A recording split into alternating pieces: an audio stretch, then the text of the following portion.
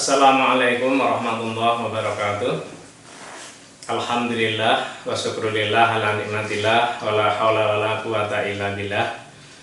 Asyhadu an la ilaha illallah wahdahu la syarikalah wa asyhadu anna Muhammadan abduhu wa rasuluh la nabiyya ba'dah.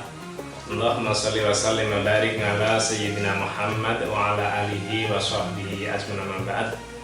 Qala ta'ala a'udzu billahi minasyaitonir rajim.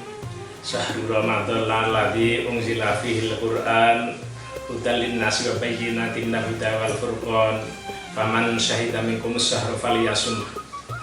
Faqala Nabi sallallahu alaihi wasallam khairukum man ta'allama al-Qur'ana wa 'allamahu al-hadis amma ba'da kama qala.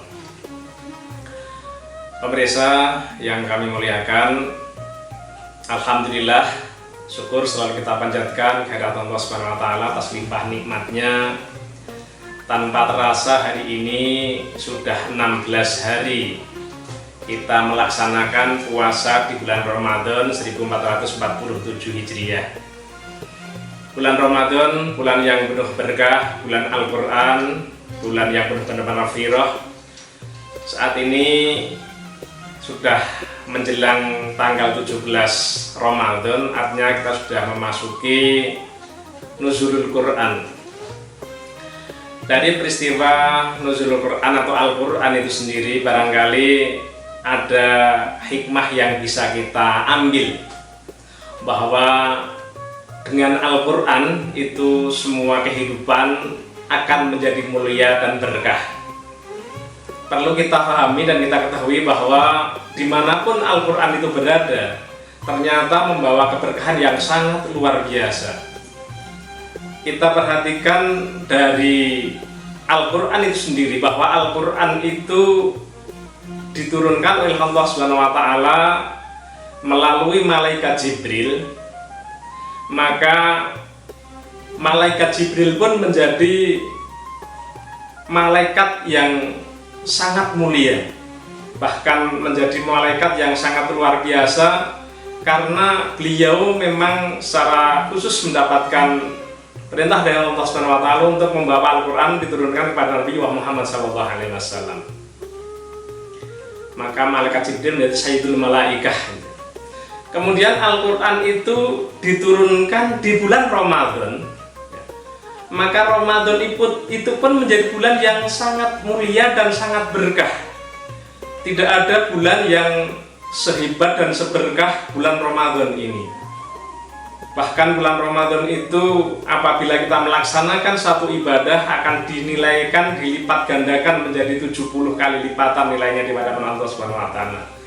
Bahkan ibadah sunnah bisa bernilai seperti ibadah wajib. Maka karena Al-Quran diturunkan di bulan Ramadan ini, maka Ramadanlah menjadi bulan yang sangat mulia di antara 12 bulan yang ada di bulan Qamariyah ini. Kemudian Al-Quran itu diturunkan di suatu tempat, maka tempat itu pun menjadi tempat yang sangat mulia, di mana Al-Quran diturunkan di Mekah dan Madinah. Maka Mekah dan Madinah itu menjadi tempat yang sangat mulia dan di tanah haram, ya. Ada fadilah di sana, bahwa ketika kita melaksanakan ibadah di Mekah itu di tanah haram, di Mekah itu, maka pahala kita akan dilipatkan 100.000 kali. Dan kalau dilaksanakan di Madinah itu menjadi berlipat 1000 kali. Karena apa? Ya, insya Allah ini karena Al-Quran itu yang membawa keberkahan kepada kita semuanya, dan diturunkan di suatu tempat, itu tempat di Mekah dan Madinah itu. Kemudian Al-Quran itu juga diberikan kepada Nabi, yaitu Nabi Muhammad SAW. Maka Nabi kita, Nabi Muhammad itu juga menjadi Sayyidul Nabi, menjadi pemimpin dari para Nabi. Itu semua karena berkah Al-Quran.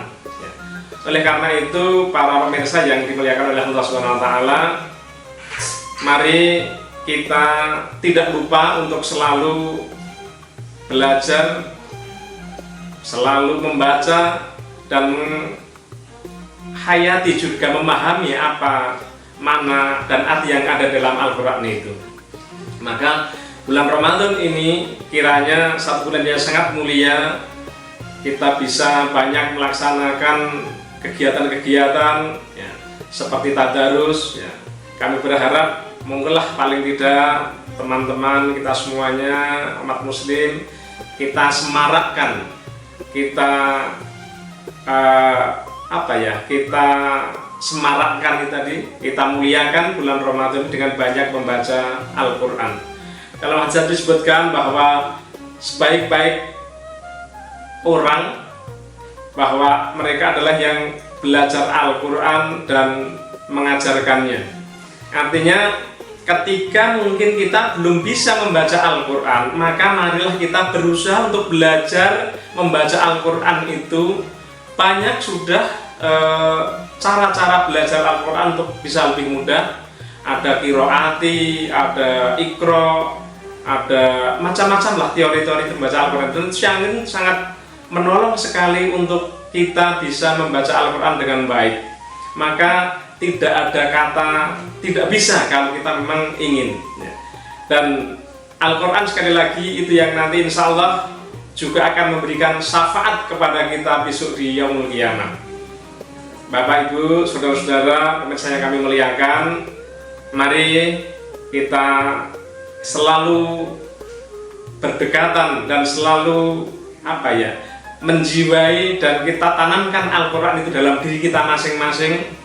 Syukur ketika kita mungkin orang tua yang belum bisa atau tidak mampu membaca Al-Quran karena sudah waktu yang tua, meskipun sebetulnya tidak ada kata untuk tidak belajar ya, meskipun tua, karena dawuh Rasulullah kan kita harus belajar itu untuk boleh ilman minal mahdi ilal lahdi ya. Kita harus belajar itu dari kita lahir sampai nanti kita mati. Tapi paling tidak mungkin kita yang sudah punya anak cucu, mari kita arahkan anak-anak cucu kita untuk belajar membaca Al-Quran, belajar memahami Al-Quran dan berusaha untuk mengamalkan Al-Quran. Banyak cerita bahwa keajaiban salah satu kita belajar Al-Quran, bahwa banyak orang yang meninggal karena memang mereka mengamalkan Al-Quran itu